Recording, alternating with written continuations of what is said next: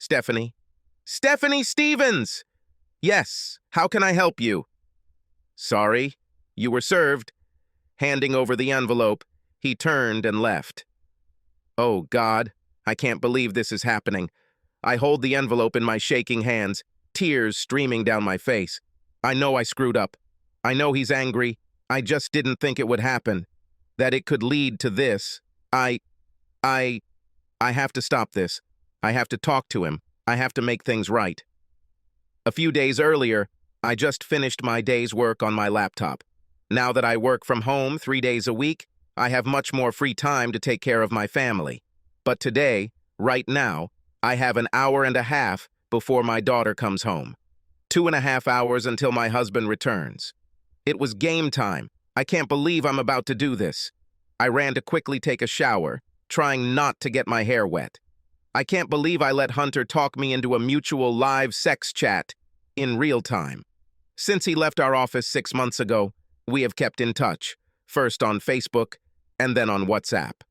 We always flirted in the office, although nothing serious. As soon as we got online, neither of us could resist talking about fantasy sexting. I never wondered where his wife was when we were online, and he never asked about the state of my affairs, so to speak. It was exciting. Hunter tried to get me to send him nude photos.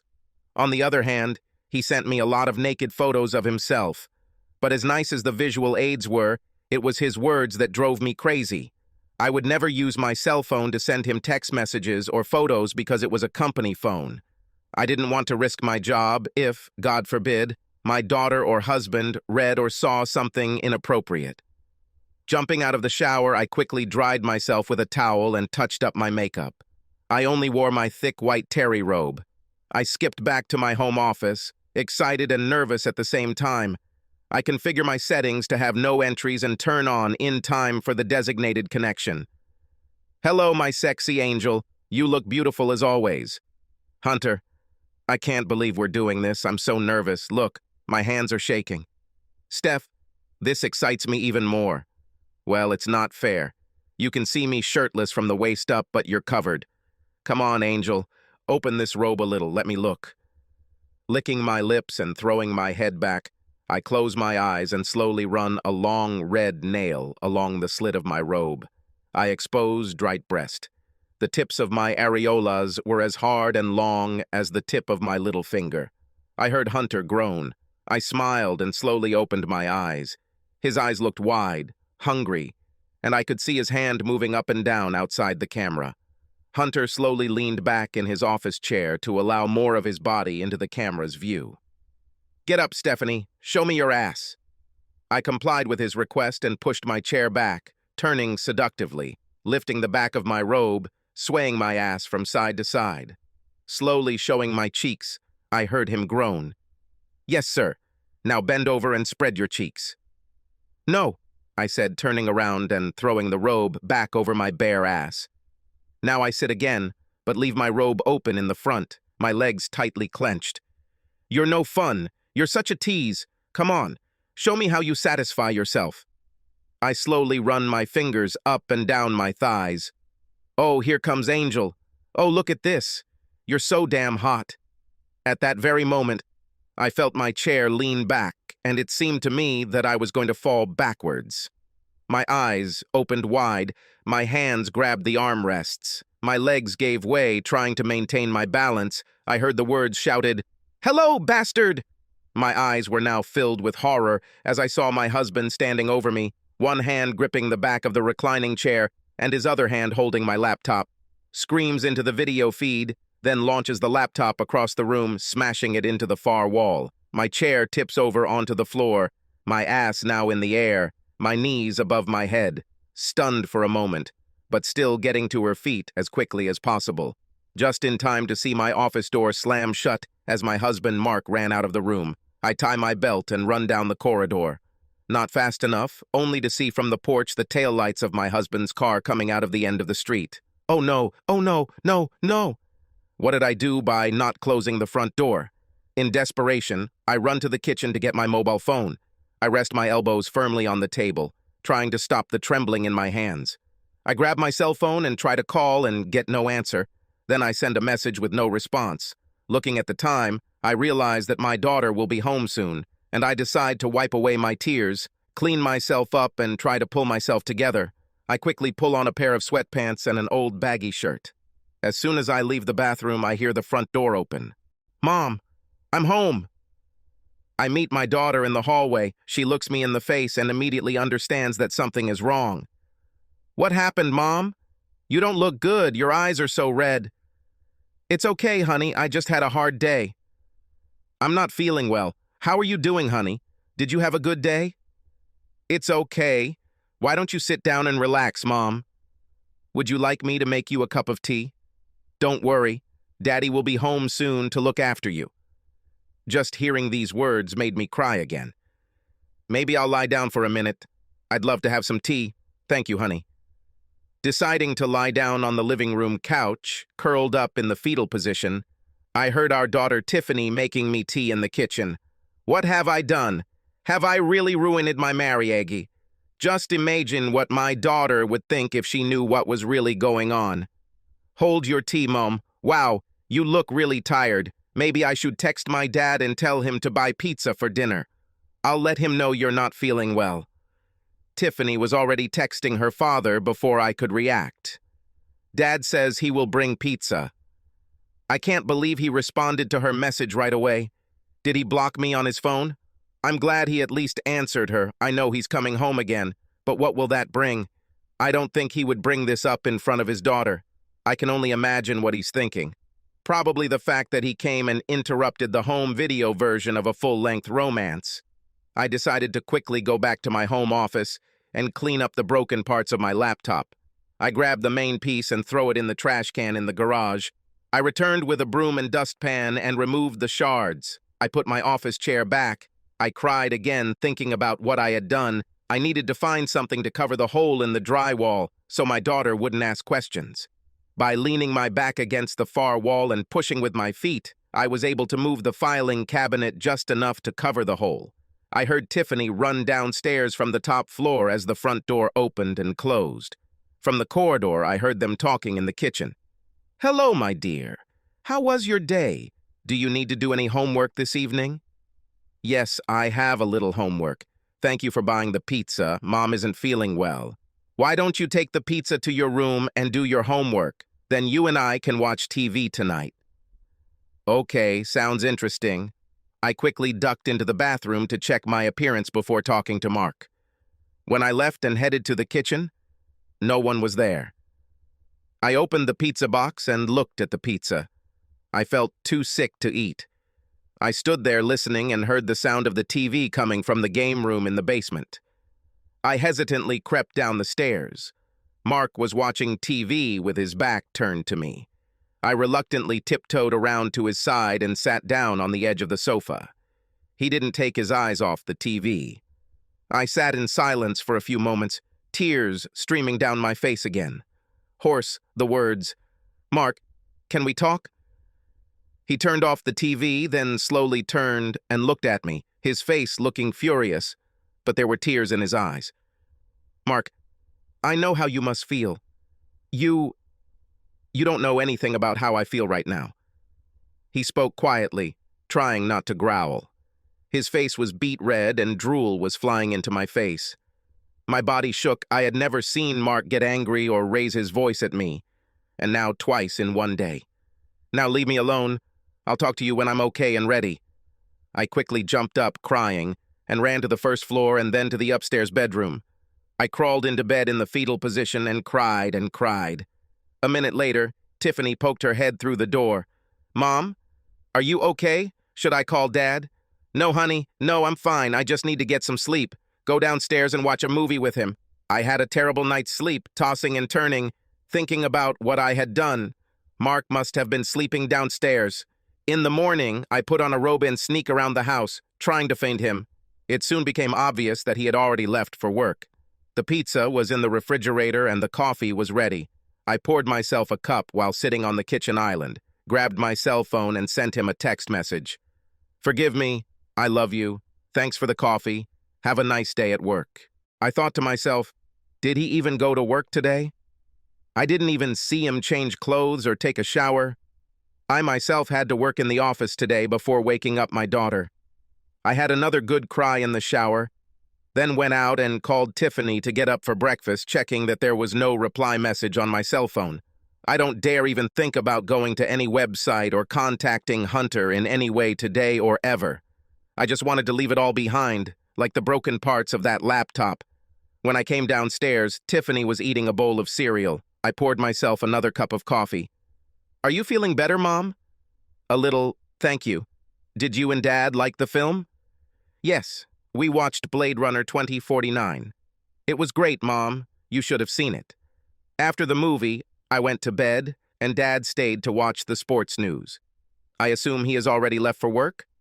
"Yes, honey, you better go to school yourself. Do you need a ride?" "Thanks, Mom. And don't worry about my lunch. I'm going to grab some cold pizza." She started rummaging through the refrigerator. "This is not a suitable dinner, young lady, but I'm not in the mood and I'm in a hurry, so let's go." We were busy at work, and it was a gift from God. It took my mind off things, and then, around lunchtime, the inevitable happened. A phone call. "Stephanie Stevens speaking. How can I help you?" "Hey, Steph, it's me, Hunter. What happened? Are you okay? I couldn't reach you, I don't know your mobile phone number, and you weren't online." I held the phone away from my ear as if it were on fire. I had a look of shock on my face, and I pressed the phone to my head again, whispering into the phone, "Hunter, don't ever call me or try to contact me again." After hanging up, I ran from my desk to the ladies' room as quickly as I could before bursting into tears again. Having come to my senses, I made myself a cup of coffee. I checked to see if there are any messages from Mark, but there are none. I sent another message. "Please, Mark, I love you. Can we talk?" Returning to my office, I smiled at my colleague. I sat back down and returned to today's work. That evening, returning home, I decided to stop at the supermarket to buy ingredients to prepare a delicious dinner. At that moment, I realized that I myself had not eaten for more than 24 hours. I decided to make chicken parmesan for dinner, which they both loved. I returned home and started cooking. Then I freshened up a little in the bathroom. There was a damp towel and some of Mark's clothes from yesterday on the floor. This means he either snuck back into the house after we left this morning or didn't go to work at all. Either way, he was definitely avoiding me. Soon after this, the daughter arrived. She was very excited about the good marks she got on her math test. I hugged her tightly. "Oh, Tiffany, I'm so proud of you. And Dad, of course. It was nice to see her in such a playful and good mood. It improved my mood and distracted me from extraneous thoughts." By the time dinner was over, Mark was still not home, which was very unusual. I sent him another text message, but there was no response. My daughter and I decided to eat anyway. It wasn't that I was hungry. I ended up just picking at my food, taking a couple of bites. Tiffany asked me where Dad was. I said I wasn't sure. He seemed to be a little late tonight. She took out her phone and sent him a message, getting a response immediately. It was starting to get annoying. "Dad says to keep his dinner warm. He'll be home in half an hour." "Mom, are you guys fighting?"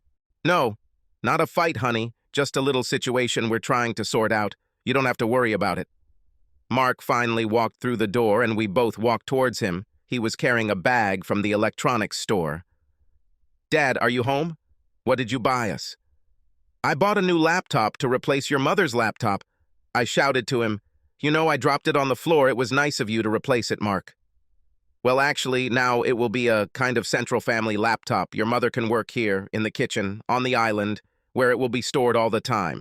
Now, none of us have anything to hide, do we? Besides, I think we'll turn Mom's office into another bedroom." As he spoke, every word pierced me like a dagger. I lowered my eyes to the floor and answered, "Good idea, honey. I'll probably be a lot more productive being here instead of hiding in that room. Plus, I'll be closer to the coffee maker." I laughed nervously, making the situation seem light-hearted.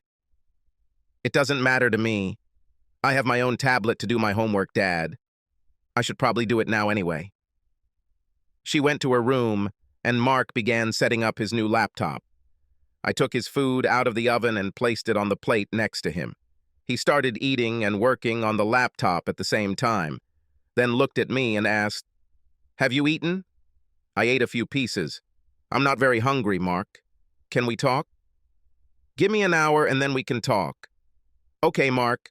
I'll leave you alone to eat and set up the computer. I don't feel well. I think I'll go take a bath and then come down and make us some tea." He didn't even look at me. He just shrugged.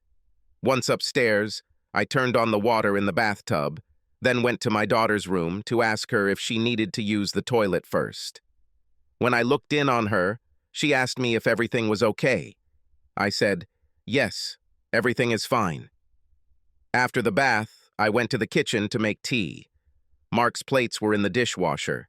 He had already gone into the basement, leaving the computer standing ominously on the island with sleep mode on. I carried 2 cups of hot tea into the playroom. It was the moment of truth.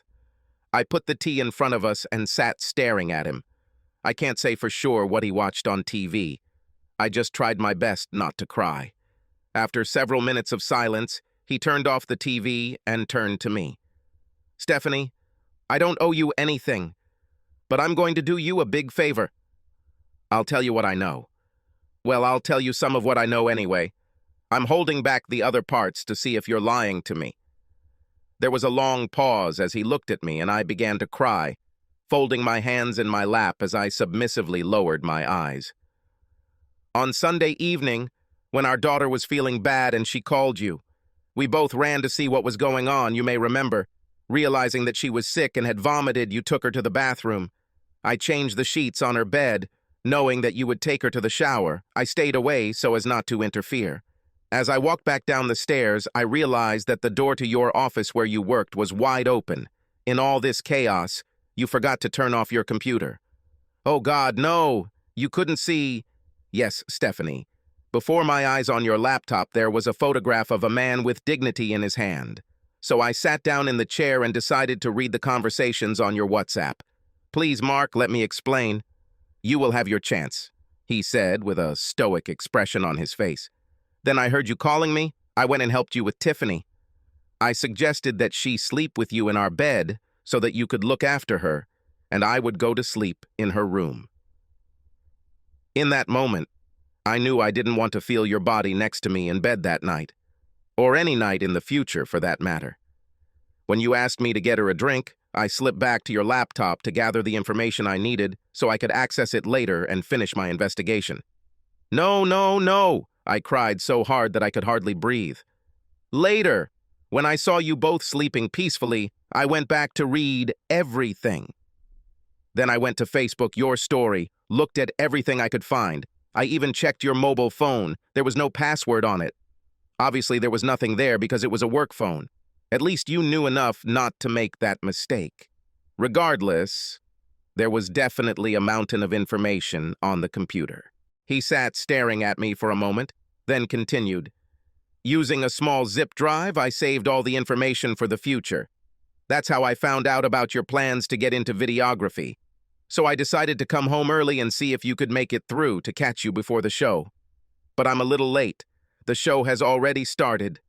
Anyway, I also learned a lot about your boyfriend, Hunter. He isn't my boyfriend. Speak quietly and wait your turn. As I already said, I found out about his wife and children. His wife is a nice woman and has a Facebook page with all sorts of information, even about where they live.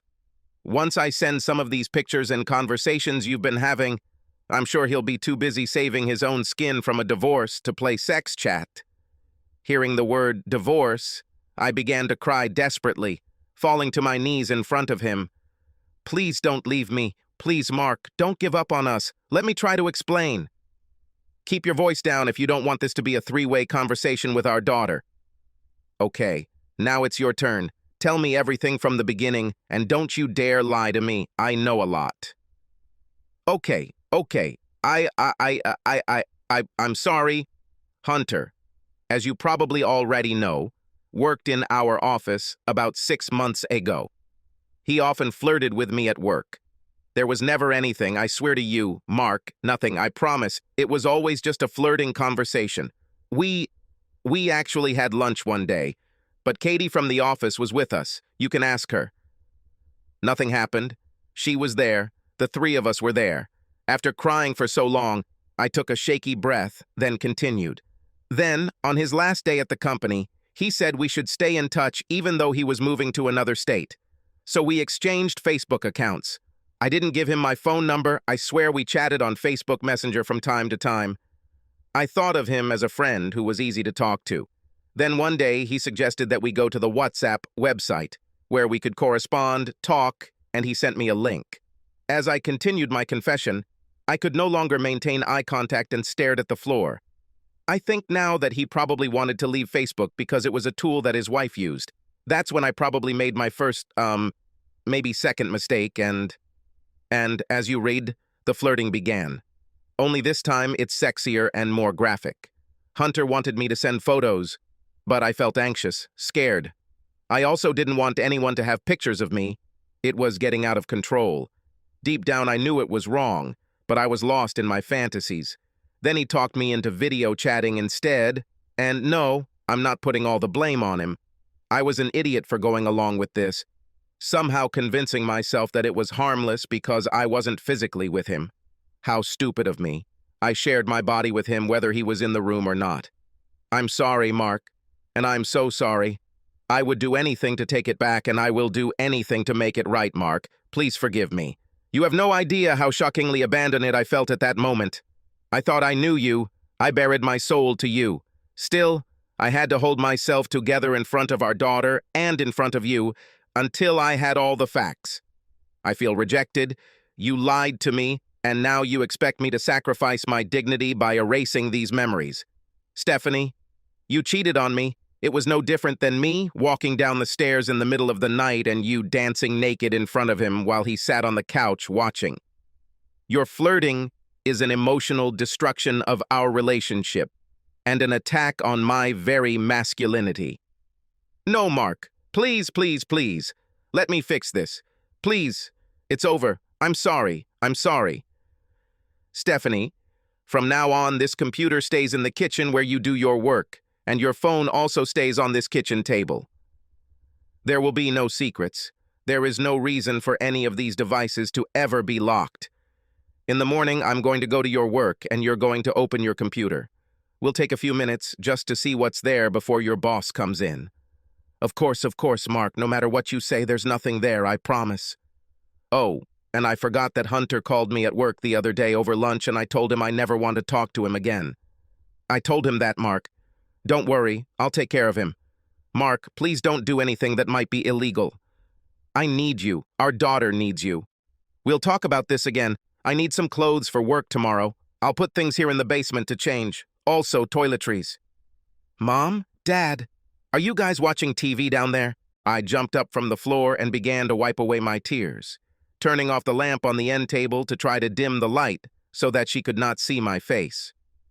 Tiffany walked down the stairs and then threw herself on the couch between us, like teenagers do. What are we watching? The three of us sat there quietly and watched the movie. When the movie ended, Tiffany fell asleep in my arms. I tried to wake her, but she didn't move, either in deep sleep or pretending. Mark turned off the TV and then walked over and hugged her. He picked her up and carried her up the stairs to her room. She may have been 13, but she was petite, just like me. Her long brown tail swayed from side to side as he carried her easily in his large, strong arms. I felt a slight pang of jealousy as I followed them.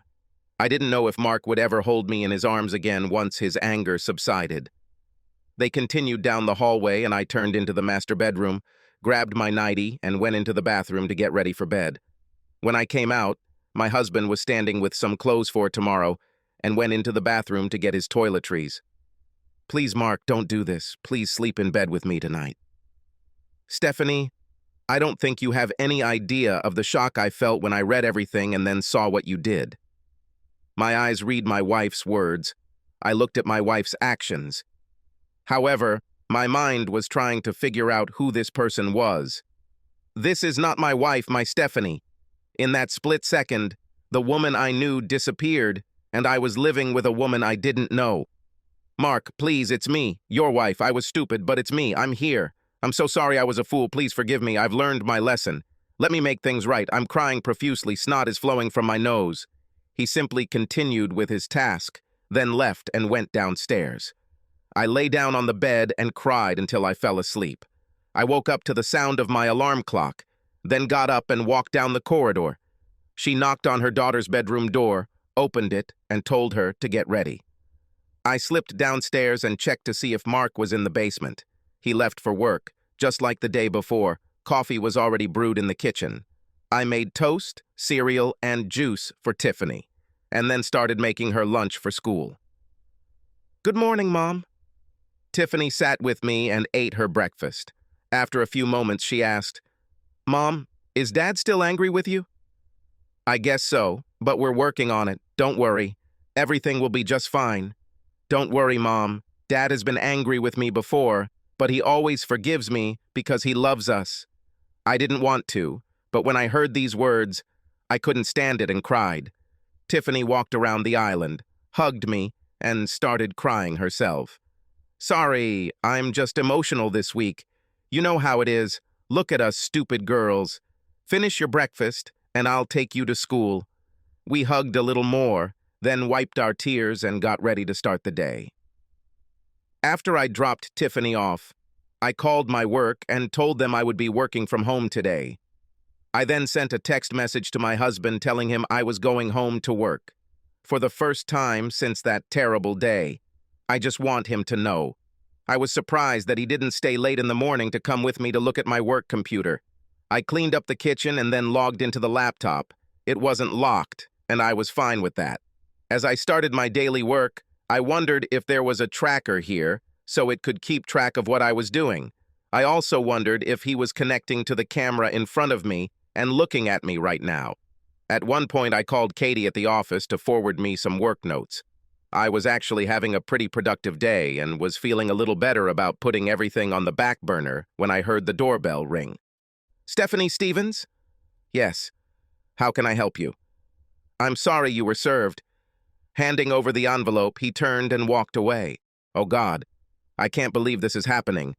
I hold the envelope in my shaking hands, tears streaming down my face. I have to talk to him. I have to stop him from leaving me. I'm so scared of what I've done. I've destroyed our family. My daughter will be distraught too. I avoided calling my mother. I didn't want to drag her into this mess.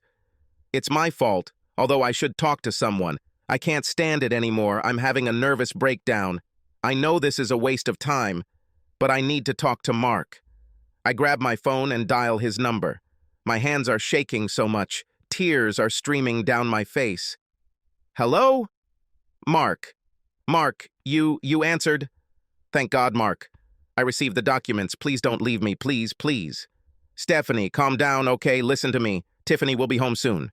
I need you to pull yourself together. Tomorrow is the weekend, so she doesn't have to go to school. Call your mother and see if she can watch her tonight so we can talk. Hello? Can you hear me? Yes, I hear you. I'm sorry. I'll do it. You'll come home, right? I'll come. Mom, it's me. Can I bring Tiffany this evening? Mark and I need to talk. You're crying, honey. Oh my God, what happened? Are you two okay? Mom, please. No questions right now. We can discuss this another time. I'll bring her right after school, okay? Okay, honey, see you soon. When Tiffany returned home, I pulled myself together to some extent. I told her I was taking her to her grandma's tonight so Mark and I could talk for a while. She asked me again if everything was okay, and I told her everything would be just fine. She's a smart girl, and I know Tiffany didn't really buy it, but she didn't push it. When I got to my mom's house, she greeted us at the door, and I could smell cooking pasta, one of Tiffany's favorite foods. A minute later, my dad met us at the door, gave Tiffany a big hug, and led her into the house. My mom looked at me with concern but didn't ask any more questions. On the way back, I wondered if Mark had talked to his mom about our situation. I know that now that he doesn't see her as often. He talks to her on the phone quite often. She lives a few hours away, but he always wants to make sure she's okay after her father's death. I was surprised when I pulled into the driveway and realized Mark was already home. In the driveway, I quickly gathered my things and tried to get out of the car, even forgetting to unfasten my seatbelt. I burst into the house screaming his name and headed to the kitchen, throwing my cell phone and purse on the countertop. Mark was sitting there in front of the computer, I guess checking on me today to make sure I was on good behavior. Before I could get out a word, tears were already streaming from my eyes. He said, "Sit down, Stephanie. Mark told me to go on the computer and turn off contacts on Facebook and any other apps or sites while he watched." He stood up, opened the refrigerator, took out a bottle of wine, then took out 2 glasses and poured half a glass into each. "Stephanie, let me speak, okay? Let me say it all, and then you can say your part." "Okay, Mark, I'll listen to everything you say." "Stephanie, I took time off from work after our little situation, and I actually went to a lawyer and talked. I was so angry and sad at the same time. At that moment, I was sure that I no longer wanted to be married and wanted to get a divorce." "Oh, Mark, please, I don't want a divorce. Let me try to fix this." "Stephanie, let me finish. As I told you last night, when I read what you had on your computer, 1,000 thoughts ran through my head. How long does this affair last? Does she love him? What did I do to deserve this? I had no idea who you were. You are no longer the same woman I was married to for many years. Then I saw you there, exposing your body to this man, a body that was dear to me and only me. And yes, I know you didn't have sex with it. That's what you say, but that doesn't mean the pain is any less." Mark paused, then took a deep breath. "I am proud of the fact that I am the man who captured your heart. I am proud that you are my wife. When I married you, we were no longer 2 people. We became one person sharing ideological values. So, like I said, I filed for divorce. Next, I had a little time to think, and I want to talk about my current mood." He paused again and took a sip.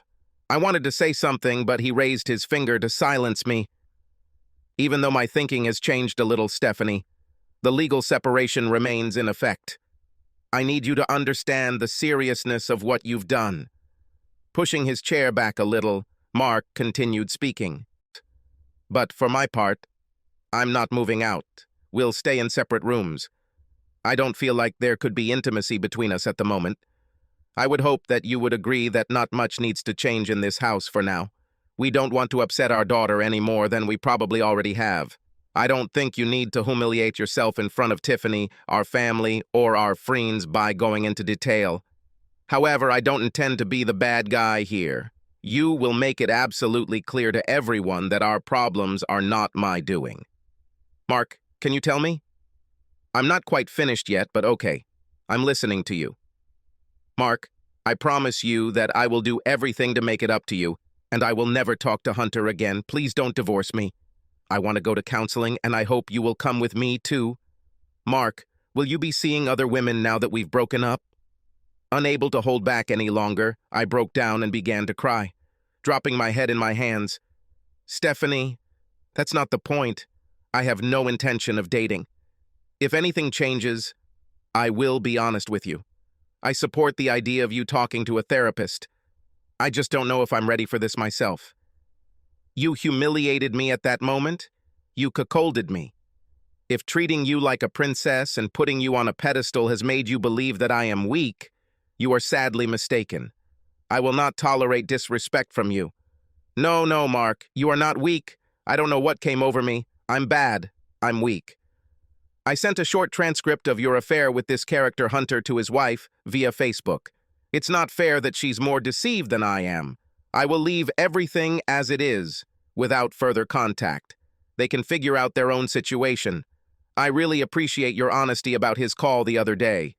But there will be no contact from now on. Am I clear?" "Yes, Mark." "What do we tell Tiffany?" "We'll sit down with Tiffany on Saturday and talk about this rationally. We'll explain to her that this is no different from her being angry at us. Then we give her the opportunity to go to her room while she thinks about her thoughts. You and I are no different. We need to be in different rooms to think. We both love her with all our hearts, and always will. You can tell her that we are having problems with our friendship right now. My mind was racing. I had a million thoughts. The thought of us being legally separated made me sick.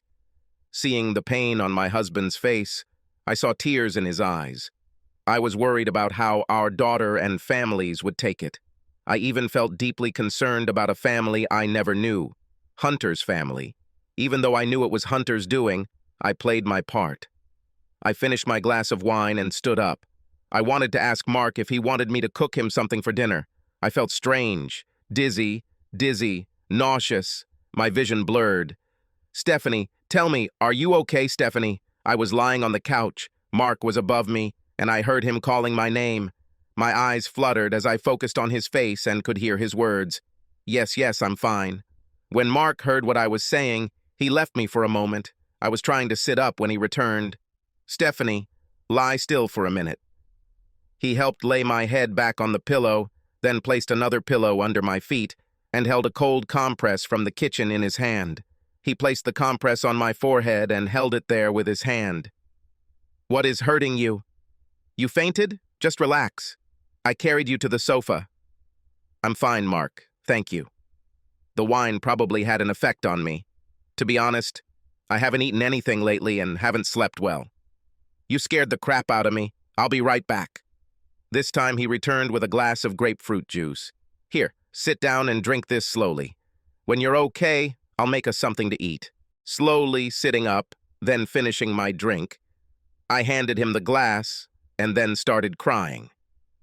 "Look at how you care about me and how I treated you. I don't deserve you." "Enough of that. We both had a rough day.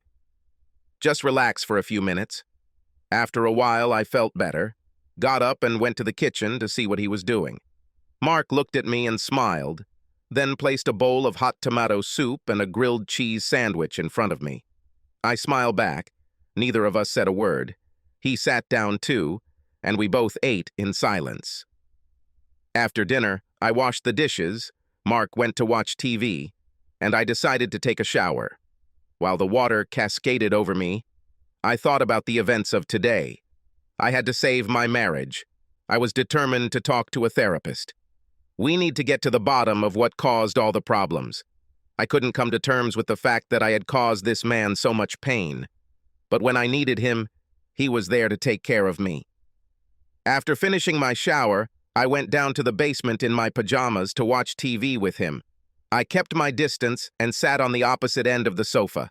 We were sitting there in silence, watching intently and lost in our thoughts when I heard him speak.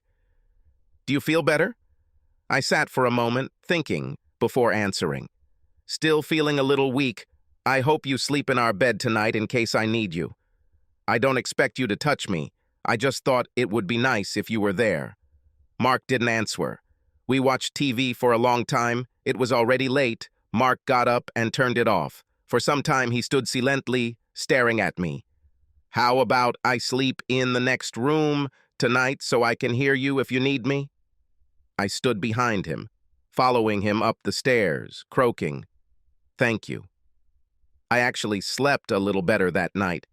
I don't know if it was because I was exhausted or because he was in the next room. I woke up to the smell of bacon and coffee. We sat down and had a fairly quiet breakfast together. I told Mark I would be doing the dishes and it was time for me to do laundry. His contribution to the conversation was that he was going to fill the hole in the wall in the office with plaster from the garage before we got Tiffany. I gather up Mark's laundry from last night and take it downstairs to load it. I took the t-shirt he was wearing last night, brought it to my face and smelled him. This subtle aroma had a calming effect on me for some reason. Around 11 o'clock, I told Mark that I was going to call my mom and tell her that we would be picking up Tiffany soon. He replied that he was also going to call his mother, as he did every Sunday. I was thinking about how this conversation might go today. We picked up Tiffany, and my mother looked at me questioningly. I just made a grimace of a smile. On the way to my mom's, Mark decided that we would talk to Tiffany in the car on the way back. There's no point in keeping her in the dark about this any longer. The conversation went basically the same way as Mark and I had discussed earlier in our conversation. Mark did most of the talking, and I tried my best not to cry. Trying my best to control myself, I blot my eyes a couple of times. Interestingly, he did not mention that he had filed for divorce. Tiffany sat silently as we pulled into the driveway and stopped. She jumped out of the car and ran to her room. I followed her out, walked to her closed bedroom door, and knocked carefully. "Tiffany, can I come in?" No answer. I went in anyway. She was lying face down on the bed and crying. I hugged her and cried too. "What happened, Mom? Why is Dad so angry?" "Oh, honey, I was stupid and made a big mistake, but I'm trying to fix it." "Don't worry, honey. Daddy loves you so much. I'll leave you alone for a while. Come out when you're ready." Shortly before dinner, I told Mark that I needed to go grocery shopping. "I'll ask Tiffany if she needs anything." "Yes." "And is there anything you would like me to buy?" "I think she's angry with me. I'll ask her if you don't mind." "Tiffany, your mom is going grocery shopping. Do you need anything?" "Yes, Daddy. I want us to go shopping with her. Let's go," she said, leaving her room. "Oh, okay then." The three of us went, and at the supermarket, Tiffany did everything she could to try to engage us in conversation. Mark kept the conversation short and to the point, but did everything he could to calm his daughter down. He was cordial with Tiffany. He spoke to me harshly and inexpressively. I felt terrible about the effect it had on Tiffany. On Sunday evening, Mark went to sleep downstairs again. Monday morning was the same as on previous weekdays. When Tiffany and I got up, he had already left for work. On days like today, when I worked in the office, I always liked to arrive an hour before everyone else. When I pulled into the parking lot, Mark's car was there. He was sitting in the parking lot and waiting for me. When I got out of the car, Mark got out of his. "You thought I forgot? I'm here to look through your computer." He spat out these words coldly. I was shaking like a leaf, not that I had anything to hide. I was just shocked by his coldness. Once in the office, he stood behind me. I nervously entered the password, saying it out loud. "Here you go, Mark. Look, I haven't cleared my history or anything like that for a long time." When I looked up at him, he was looking at me, not at the computer. He had a very strange expression on his face, as if he was embarrassed. But this shouldn't be the case. He had every right to doubt me. Mark then walked away and left, without saying a word. I sat and cried for a while. Then I heard Katie come into the office. She immediately realized that I was crying and asked me what happened. I've never been one to air out my laundry at work. I really considered her a work friend, but at that moment I couldn't stand it, and told her, without going into details, that Mark and I had problems. She was a helpful listener, and it was nice to be able to talk to someone about it. We shared a tea break in the cafeteria, and then began our day. During lunch, I called my mom, and we had the same vague conversation about my personal life. In both conversations with Katie and my mom, I made it very clear that Mark had every right to be angry. That day, when I came home from work, I sat down at the computer and looked for a marriage therapist. I ended up making an appointment that same week.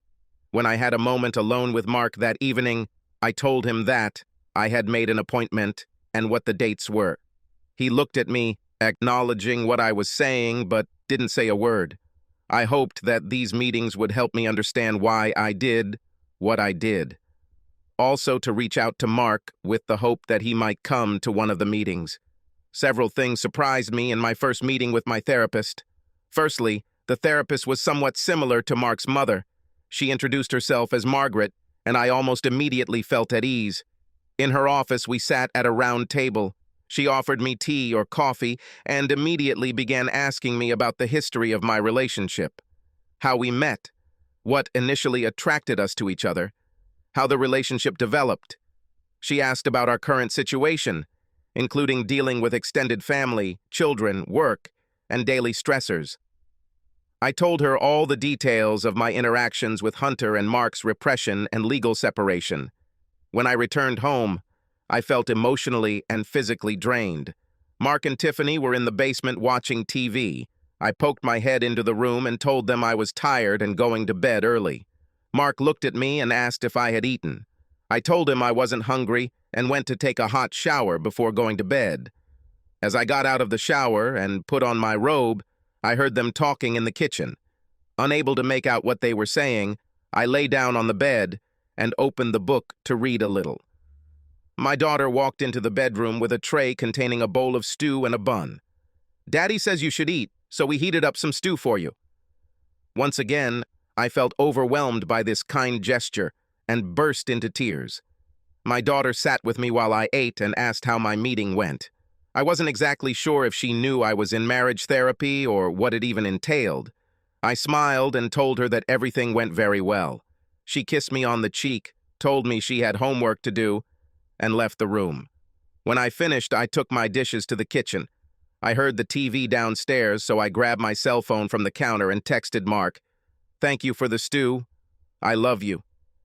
After returning the phone to charge, I went to bed. The rest of the week went much the same. On Wednesday, I decided to work from home and cook roast beef for dinner. Tiffany and I did all the talking. Mark was mostly silent. She asked if she could invite one of her friends to come and stay for the weekend. I just looked at Mark and sat in silence, wondering what he would say. We knew full well that whenever she had a girlfriend over, they would retire to the basement playroom for a sleepover. Without any hesitation, he said, "Of course, honey, whatever makes you happy." My first thought was that this was Tiffany's way of pushing Dad from downstairs back into our bedroom. Will this work? Maybe my husband will agree to come back to our bed. The next day after work, I had another therapy meeting with Margaret. We talked again about Hunter, how he worked with me, and the flirtatiousness between us. She asked about my relationship with my father and the previous men I dated before my husband. I said that Mark was a lot like my father, that he treated me like a princess. I also said that I dated a lot, but was not promiscuous. Before Mark, I only had one serious boyfriend. This guy turned out to be a real player, sleeping with all the women behind my back. Margaret was very curious and asked me a lot of questions about my first boyfriend. I told her how he always knew how to say exactly the right thing. He knew exactly what I wanted to hear. He was mysterious. He never talked much about himself, but he knew everything about me, my likes and dislikes. He never idolized me more than himself, but if I changed my makeup or hairstyle, he intuitively immediately understood it and complimented me. Whenever any other boys showed interest in me, he always told me that they just wanted sex. They told me that he cheated with other women, but I never believed them. Then one day I caught him, and that was the end. Margaret asked me if I saw any similarities between my ex-boyfriend and Hunter. I thought about it for a long time, and then I said, "Yes, that's right. You're right." She then switched gears and asked me what it was like being treated like a princess by my father, if it was stressful. To be honest, I told her that it bothered me. I always felt that I might not live up to his expectations. "And when Mark treated you like a princess, isn't it similar?" Margaret retorted. "I think it's the same thing. I was afraid that one day Mark, would wake up and decide that he didn't like what he saw. Now, I'm here. Mark doesn't like what he sees, and my father would be just as ashamed." I started crying, and Margaret handed me a napkin. She got up, made us a cup of tea, and left me alone with my thoughts for a good 5 minutes. "Margaret, I'm so afraid that I've lost Mark. He doesn't touch me, and we hardly talk. I'm so scared. He means everything to me." "Don't worry, Stephanie, we are working on it. Ask him again if he will come to me. I know you don't want to talk about it, but if things get worse, the court will require his presence." That's enough for today. We'll talk again next week. Maro. My daughter Tiffany and I were sitting and eating lasagna that Stephanie had made earlier in the week. I couldn't help but notice that my daughter was especially quiet this evening when she suddenly burst into tears and said, "Dad, 2 wrongs don't make a right." "Of course not, honey. Why do you ask?" "Because I don't know what Mom did to hurt you, but your silence really hurts her. She cries all the time. We're talking, I don't want to hurt her in any way. Stephanie, I'm home. Hey, Mom, we're having lasagna. Will you join us?" "I'm not hungry." "Yes, of course. Good. How was the therapy?" "That was good, Mark. Thanks for asking." Tiffany continued to talk about how she invited her friend over for the weekend and how excited she was. After dinner, when we girls were washing the dishes instead of putting them in the dishwasher, Mark disappeared somewhere. Tiffany made a phone call, probably to her girlfriends, and disappeared into her room. I went downstairs in search of Mark and sat down on the other end of the sofa, keeping my distance. He looked up and asked me if I wanted to watch something on TV. I said that I was fine with whatever he wanted to watch. While Mark was switching channels, trying to find something to watch, Tiffany came down and sat between us and asked if we could watch a movie together. It was a cute movie and I really enjoyed it. Then Tiffany and I got up to go to bed. The three of us said goodnight to each other. I looked at Mark, and our eyes met for a moment, but we did not exchange a word. I took a bath and freshened up before bed, and then lay down to read for a while. After about an hour, I got up and just put on my robe and nothing else. She quietly crept along the corridor and checked where her daughter was. Tiffany was sleeping. Then I quietly went downstairs to see if Mark was sleeping. He was lying on the sofa, sleeping, wearing only his underpants, illuminated only by the light from the TV. I dropped my robe to the floor and stood naked in front of him, staring at him, knelt down and put my hand on his stomach. Then I moved my hand down. Then, to my surprise, Mark suddenly jerked and his hand grabbed my wrist. I heard the word no. He sat up and looked at me with a shocked expression on his face. I was humiliated. I jumped back, grabbed my robe, put it on, and quickly ran upstairs to my room. I locked myself in the bathroom, sat on the floor with my back to the door, and cried. "Stephanie, Steph, please open the door." "Please go away," I whispered back. After sitting there for several minutes, I didn't hear anything, so I got up, opened the door, and looked outside. Mark sat on the bed and waited for me. I slowly walked towards him, covering my eyes with my hands. "I'm so ashamed that you consider me a moral monster that you don't even want to touch me anymore." He put his hand on my shoulder and pulled my hands away from my eyes. "Stephanie, I'm not ready yet. I just need some time to think about everything. I don't want to send mixed messages through my behavior, and I don't want to take advantage of you. Listen, I'm going to visit my mom this weekend and just be alone for a few days to clear my head. I'm emptying out the basement, which opens the door for Tiffany to have her little weekend." I covered my eyes with my hands again and cried. "Look, don't cry, okay? I'm going to go to therapy with you. Call her and let her know." I continued to cry. "Okay, Mark, thank you, I'll do it, but please, can you at least hug me?" We both stood up and he hugged me. After a moment, he released me, looked at me, and smiled. He said, "We'll talk later," and left. I climbed into bed and eventually fell asleep. The next morning, I was in the kitchen preparing breakfast. I heard Mark slip into the bedroom, probably to pack his suitcase, when I heard the doorbell ring. Tiffany ran down the corridor shouting, "I'll open it." Then I hear teenage girls screaming in the hall. Tiffany led her friend Megan into the kitchen.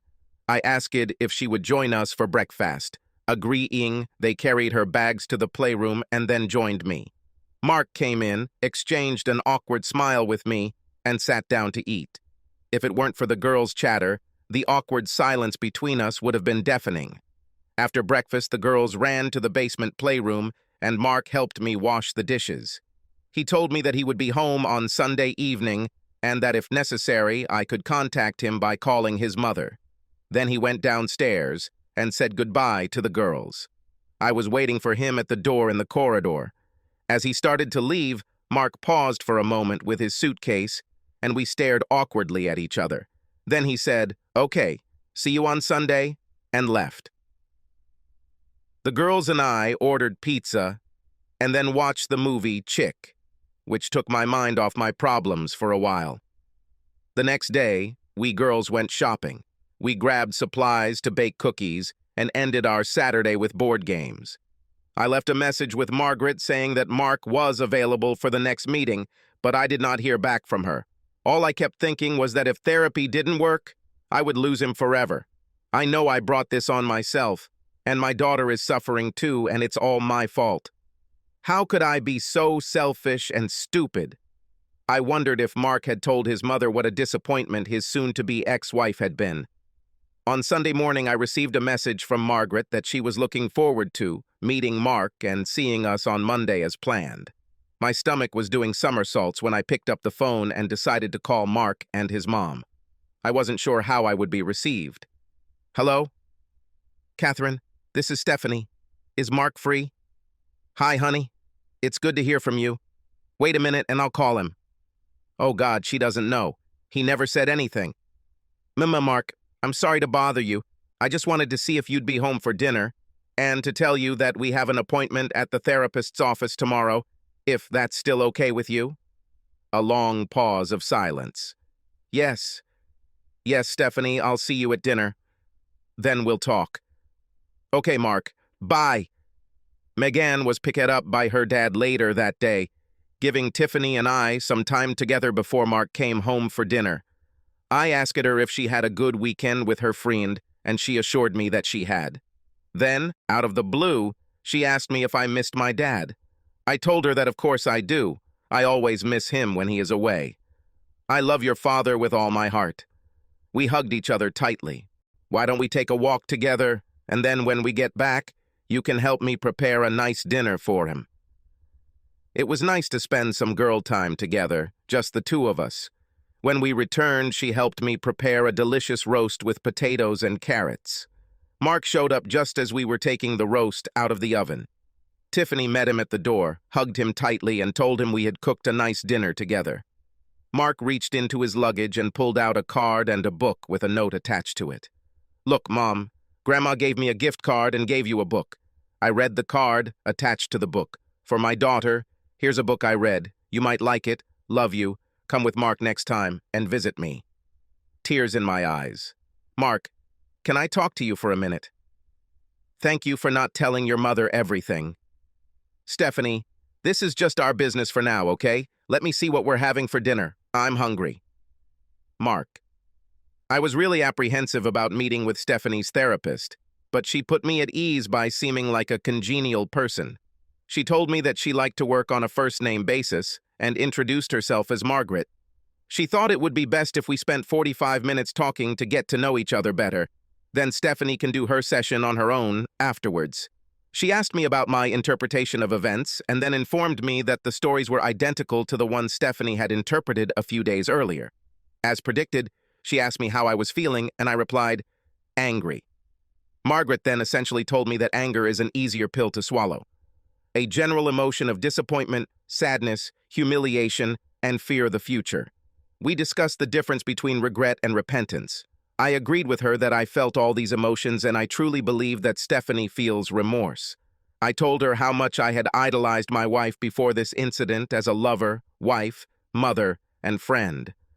Margaret paused and considered my statement for a moment, then stated, I know it seemed like your wife had it all together, but her personality weakness is to stand up to someone who puts her on a pedestal.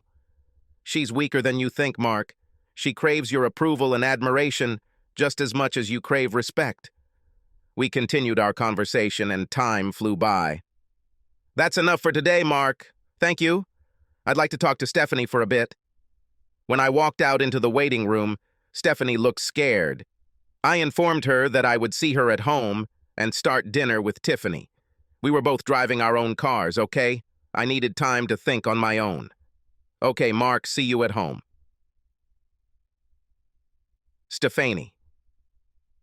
When I came home after the session, I smelled a delicious dinner being prepared. Mark and Tiffany were in the kitchen, talking and laughing. It warmed my heart to hear them laugh after yet another grueling session that exposed my damaged soul. I'm standing in the hall, taking off my heels, glad that I'm home. I looked into my old office and, to my shock, saw our laptop back on the table. I walked into the kitchen and joined my loved ones, and we had a really nice dinner together. I thought maybe after Tiffany left for the evening, we could talk about today's meeting, but Mark went back to the basement and crawled back into his shell. I went to the office, returned the laptop to the kitchen table, and went to bed early to read. When I woke up in the morning and smelled the coffee, I got out of bed and freshened up before heading downstairs. On the way, I knocked on Tiffany's door and told her to get up, and then headed to the kitchen. As usual, Mark made coffee before heading to work. I poured a cup and then walked back into the hall, about to yell upstairs for my daughter to get her ass in order. Then the door to the bathroom on the first floor in the corridor opened, and I screamed, "Mark, you scared the hell out of me. What are you still doing at home?" "I'm on my way. I just wanted to talk to you before I leave." He walked past me and poured himself a second cup of coffee. "Stephanie, you shouldn't have brought the computer back to the kitchen." He saw that I was about to speak and raised his hand to stop me. "Stephanie, I felt stupid the other day at your work when I asked you to open your computer. I feel stupid every day watching you at home. But it's not nearly as stupid, humiliating, and sad as the day I caught you with this man online. I know we need to talk to move forward one way or another, and I'm making that happen. I have to go to work. We can discuss this further at our next therapy meeting." Just at that moment, Tiffany came bouncing down the stairs. "Hey, Dad, you're home. I'm heading out, honey. Have a nice day. I'll see you when I get home." Nothing much happened until the end of the week. Thursday finally arrived. Margaret went out into the reception room where Mark and I were sitting, but not together, but across a chair. Just before she walked in, I thought, this is awkward, but at least he's sitting next to me and not on chairs across the room. Margaret said that if everything was okay, I would like to talk to Mark first, alone, and then together. I smiled at her. Mark stood up and entered the room. I took a magazine to read. Mark. Margaret offered me a cup of coffee, which I accepted and sat down at the round table. She asked how I was feeling and how the week had gone. I told her about the highlights. I told her about visiting my mother for the weekend. I also talked to her about how my daughter mentioned that Mommy was hurting and that two wrongs would be wrong. Told her about the laptop, and she asked me why I moved it, and I explained exactly what I told Stephanie. I also told her about the incident on the first floor when Stephanie tried to get intimate and I stopped her. "Mark, do you want your wife? Do you love her?" "Of course I want to, but I'm trying to do what's right. I'm trying to do what's right for all three of us. Mark, you understand that no matter whether you stay with your wife or leave her, you two will have to talk, maybe argue. I know you carry around this emotional blanket called anger. Mark, your daughter is not always around. There are times when you two can talk. Stephanie knows she hurt you, Mark. Are you afraid that if you talk to her, you will get angry, that your anger will hurt her? Maybe you love her so much that you don't want to hurt her. This is just food for thought. Let's talk about how you first met and what attracted you to her." I told her about our dating life, when we first met and how I was in love with Stephanie from the first date. I told her that Stephanie is loving, beautiful, warm, smart, understanding, and everything I want in a woman. Margaret then asked me to describe a sweet behavior that Stephanie doesn't even know she has, but that you notice in her. It was easy when she's really concentrating, or sometimes, when she's stressed, she wiggles her nose. It's so cute. Who is your wife for you, Mark? Stephanie is my wife, my mother. She is my lover, my best friend. I wonder if friendship shouldn't be a little higher on your list. She seems to have been starved for your attention even before this incident that brought us all together. Mark, could you please ask Stephanie to come here? For now, I'd like to talk to both of you. Stephanie Mark came out into the reception area and asked me to come in. I don't think I've ever been so nervous in my entire life, not even when we got married. Margaret greeted me with a smile and said, "I'd like to talk a little about the discussion we had last week." As the three of us sat at the table, Mark kept his eyes on Margaret. Margaret started talking about flirting. It is known that men are more motivated by sexualization and visual content. This changes their perception of what flirting involves and causes them to be more assertive in their approach. I describe male flirting as trolling. Most men will throw bait here and there without any specific goal, hoping that someone will fall for their flirting. Women flirt to make friends and show their femininity, to prove to themselves that they are still desirable. Flirting for a woman increases self-esteem. Everyone flirts, but in slightly different ways. Mark stood up to pour himself a cup of coffee, and Margaret was silent for a moment until he sat back down. As Mark's wife, I knew him well enough to know that he was worried and wanted to know the meaning of it all. I wrung my hands under the table and looked pleadingly straight at Margaret. "Excuse me, Margaret, but does this make sense? We all know what happened." What I'm saying is, Mark, now I'm not trying to defend Stephanie in any way. What she did was a serious breach of trust. It's about something else. In my business, we encounter these characters from time to time. I call them poachers by mariage. They find pleasure in seducing another man's wife. They're very good at what they do, Mark. Like, for example, you just tell your wife that she's pretty. Well, the poacher says to your wife, "I love you in this blue dress. You always look good in blue." Hunter was targeting her, your wife specifically. He remembers what she wears every day and what colors she chooses. Now I know what you're thinking, Mark. You constantly compliment your wife, and that's good. But these predators master the art of seduction. He will notice every type of makeup she puts on, how she wears it, what jewelry she wears. They are very specific in their compliments, trying to penetrate her soul. They want to develop in her a disdainful attitude towards her husband, but they will treat this very subtly. If he said something directly derogatory, your wife would realize it and he would lose touch with her, so to speak. So, what you're saying is that this character Hunter is targeting my wife to seduce her. Stephanie, describe a couple of situations that we discussed last week and to which I brought your attention. Please tell Mark what you told me, Stephanie. I nervously cleared my throat and wiped a tear from the corner of my eye. For the first time since we sat down, Mark looked me straight in the eyes. Well, a long time ago, when Hunter still worked in my office, you know how much I like to get to work early.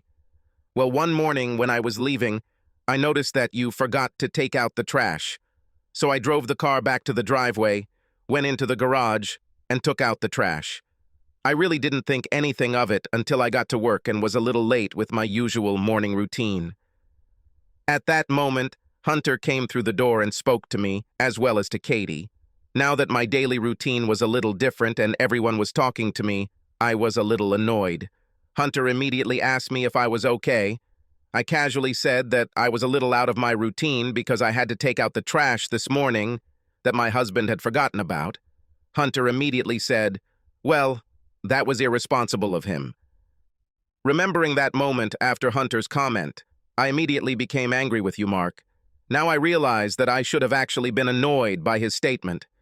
At this moment, Margaret intervened in the conversation.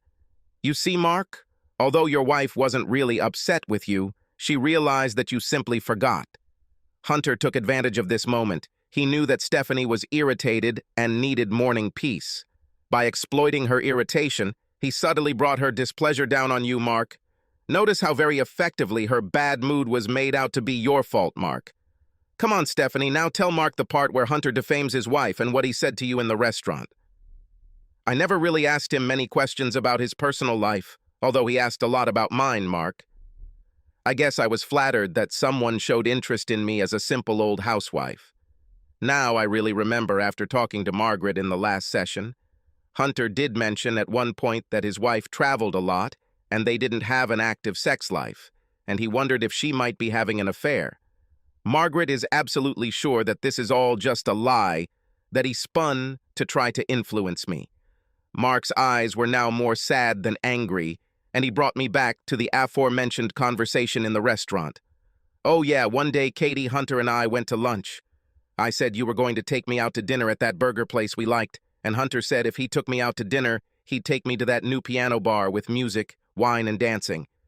Again, I never understood, but Margaret said it was his way of humiliating the restaurant we loved to go to and making me feel like life with him would be so much more luxurious. So, to summarize, Mark, I submit that yes, Stephanie made a serious mistake here, which we all agree she repents of. As every married couple does over time, we end up saying good things to each other. A wife may say that her husband is handsome, but she does not say what exactly she is talking about that makes her make this statement at that very moment. For example, "This is my favorite suit that you wear. This blue tie matches it perfectly." Or the husband might say, "I love the way you twitch your nose. I find it so charming." I looked at Margaret and then looked at Mark. My dad often said that I was twitching my nose. I'm still twitching my nose.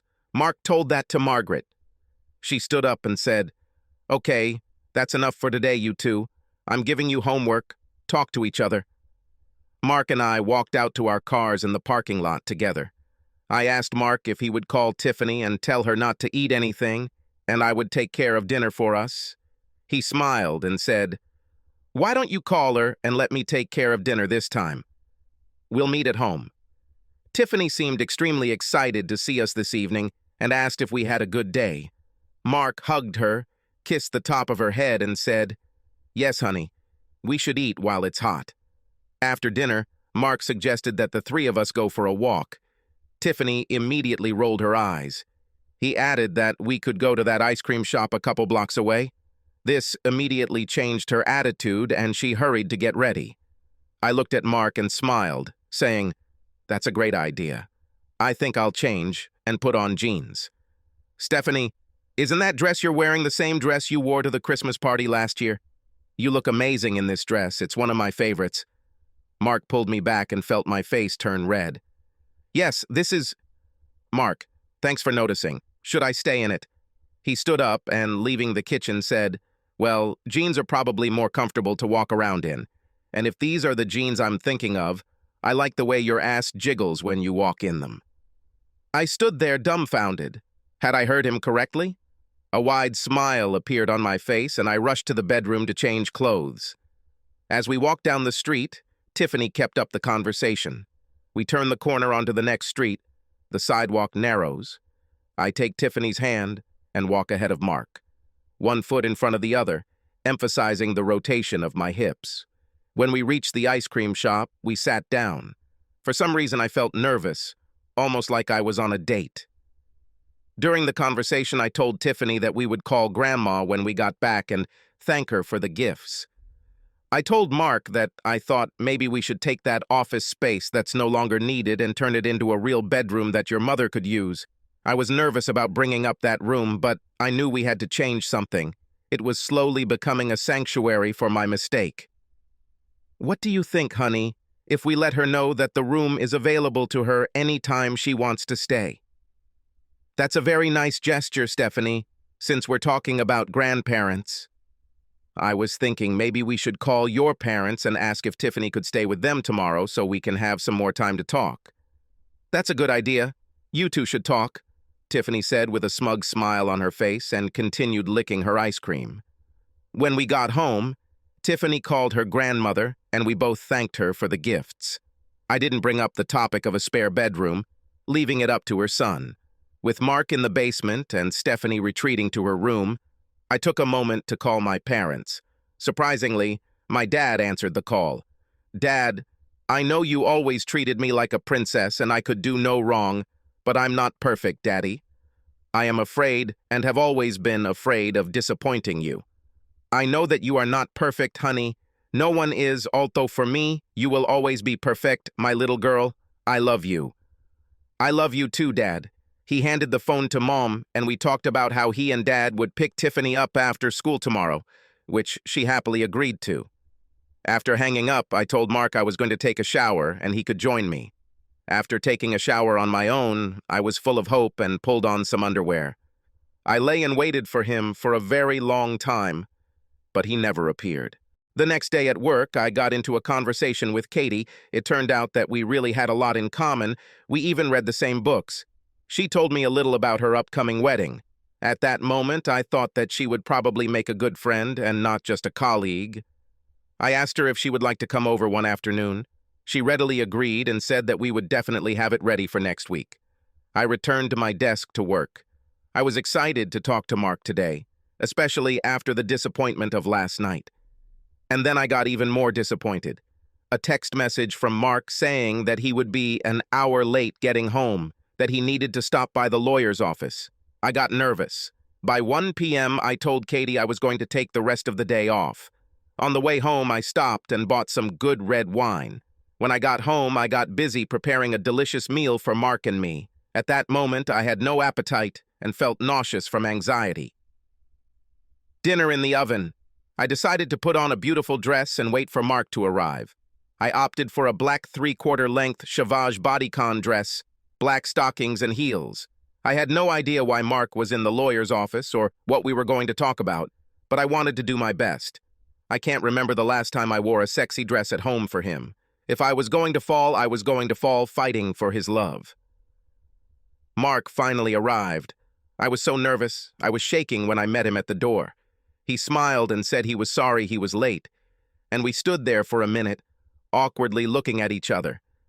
I wanted so desperately to kiss him, but I thought it wouldn't be taken well under the circumstances. "I'm glad you're home. I got a bottle of red wine. Would you like to pour us a glass? I'll check how dinner's going." "Of course, Stephanie. By the way, you look great. You're wearing the necklace I gave you when we first started dating." "Yes, Mark. Thank you. It's so nice of you to remember." We sat down calmly and had dinner together. I said I liked the wine. Mark agreed and praised the food. To say the atmosphere was tense would be an understatement. Taking a sip of wine, he smiled at me and laughed. "I don't understand why you laugh at me." "You're nervous, your nose is twitching. I find it cute." She shyly raised her hand to her nose and then giggled like a little schoolgirl. "Stephanie, leave the dishes, fill our glasses with wine.